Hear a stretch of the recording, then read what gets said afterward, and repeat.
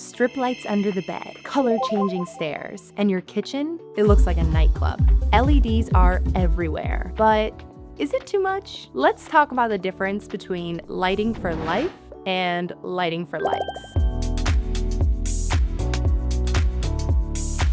Walk into many of the new builds today, and it feels like you accidentally wandered into a sci-fi movie set. Lights on the floors, under the stairs, behind the mirror, inside the ceiling. I'm Sofia Alonso with AV Architects and Builders, and in this video, we're breaking down how to use LED lighting the smart way without turning your home into a 24/7 light show. Number 1.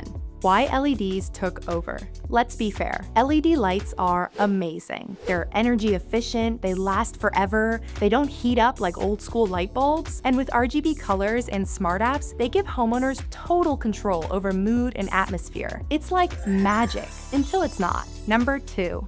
When lighting becomes theater. Somewhere along the way, we stopped lighting homes to live in them and started lighting them to show off in them. TV backlights, glowing stairs, color-shifting bedrooms. It's not about comfort anymore, it's almost performance art. But ask yourself, does all this lighting actually make life better, or are we just being dramatic?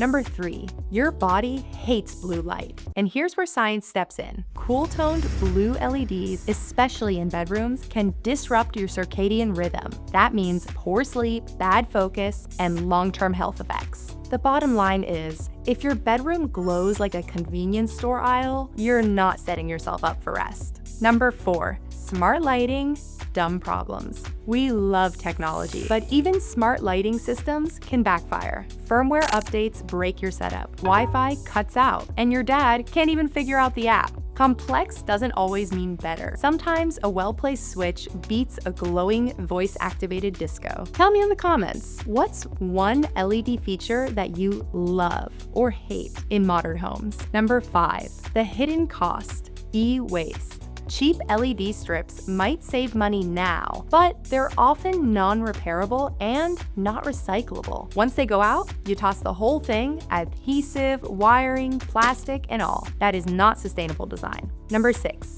visual clutter equals mental clutter. Great lighting adds clarity and calm, but when every surface glows, pulses, or changes color, you're not creating atmosphere. You're creating anxiety. It's important to design with restraint, because good lighting should support this space, not compete with it. Number 7, what smart lighting actually looks like. Here's what we recommend instead. Warm, indirect lighting in bedrooms and living rooms. Task lighting in kitchens and workspaces. Layered lighting, ambient, accent, and task. Just a touch of colorful lighting in key spaces. We're not anti-LED. We're just pro-intentional design. Lighting design isn't just about looks. It's about how you live, rest, focus, and feel. At AV Architects and Builders, we help you light your home with intention, so your house doesn't just look good, it lives better. If you're ready to create a home where lighting works with your lifestyle, schedule a discovery call with us today. And for more expert tips on custom design and energy smart living, head to our learning center. Like this video, subscribe for more design tips, and tell us in the comments, what's one LED feature that you love or hate